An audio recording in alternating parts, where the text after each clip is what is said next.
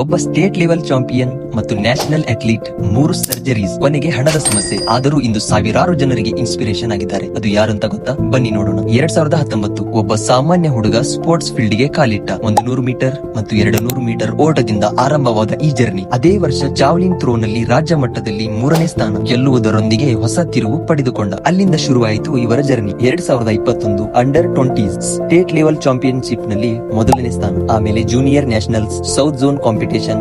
ಒಂದು ದಿನ ಭಾರತವನ್ನು ರಿಪ್ರೆಸೆಂಟ್ ಮಾಡುವ ಕನಸು ದಿನದಿಂದ ದಿನಕ್ಕೆ ಹತ್ತಿರವಾಗುತ್ತಿತ್ತು. ಆದರೆ ಜೀವನದೇ ಬೇರೆಯ ದಾರಿಯಾಗಿತ್ತು. ಉತ್ತರ ಪ್ರದೇಶದಲ್ಲಿ 4 ತಿಂಗಳುಗಳ ಕಾಲ ಪ್ರಾಕ್ಟೀಸ್ ಮಾಡುವಾಗ ಅವರ ಎಲ್ಬೋಗೆ ಗಂಭೀರ ಗಾಯವಾಯಿತು. ತಿಂಗಳುಗಳ ಶ್ರಮ ಒಂದೇ ಕ್ಷಣದಲ್ಲಿ ನಿಂತು ಹೋಯಿತು. ಹೆಚ್ಚಿನ ಜನ ಇಲ್ಲೇ ಕೈ ಬಿಟ್ಟು ಬಿಡುತ್ತಾರೆ, ಆದರೆ ಪ್ರಸಾದ್ ಎಂಜಿ ಕೈ ಬಿಡಲಿಲ್ಲ. 2022ರಲ್ಲಿ ಮತ್ತೆ ಕೇರಳಗೆ ಹೋಗಿ ಪ್ರಾಕ್ಟೀಸ್ ಶುರು ಮಾಡಿದರು. ಆದರೆ ಈ ಬಾರಿ ಕಣ್ಣಿಗೆ ಗಂಭೀರ ಗಾಯವಾಯಿತು. ಮೊದಲು ರಿಟೈನ್ ಸರ್ಜರಿ, ನಂತರ ಕ್ಯಾಟ್ರಾಕ್ಟ್ ಸರ್ಜರಿ, ಆಮೇಲೆ ಲೇಸರ್ ಸರ್ಜರಿ. ಒಂದಲ್ಲ ಎರಡಲ್ಲ 3 ಸರ್ಜರೀಸ್. ಆದರೂ ಅವರು ಮತ್ತೆ ಎದ್ದು ನಿಂತರು. 2023ರಲ್ಲಿ ಸಂಪೂರ್ಣವಾಗಿ ಚೇತರಿಸಿಕೊಂಡು ಮತ್ತೆ ಪ್ರಾಕ್ಟೀಸ್ ಆರಂಭಿಸಿದರು. ಆದರೆ ಆ ಬಾರಿ ಎದುರಾಗಿದ್ದು ಗಾಯಗಳಲ್ಲ, ಹಣದ ಸಮಸ್ಯೆ. ಆರ್ಥಿಕ ಕಾರಣಗಳಿಂದ ಇವರು ತಮ್ಮ ಸ್ಪೋರ್ಟ್ಸ್ ಜರ್ನಿಯನ್ನು ಮುಂದುವರಿಸಲು ಸಾಧ್ಯವಾಗಲಿಲ್ಲ. ಅವರು ಅಥ್ಲೀಟ್ ಜರ್ನಿ ನಿಂತು ಹೋಯಿತು. ಆದರೆ ಪ್ರಸಾದ್ ಎಂಜಿ ಅಲ್ಲ, ಅವರು ಬಾಡಿ ಬಿಲ್ಡಿಂಗ್ ಕಡೆ ಹೆಜ್ಜೆ ಹಾಕಿದರು. ಪಾರ್ಟ್ ಟೈಮ್ ಟ್ರೈನರ್ ಆಗಿ ಕೆಲಸ ಆರಂಭಿಸಿದರು. ಫಿಟ್ನೆಸ್ ಅನ್ನೇ ತಮ್ಮ ಹೊಸ ಮಿಷನ್ ಆಗಿ ಮಾಡಿಕೊಂಡರು.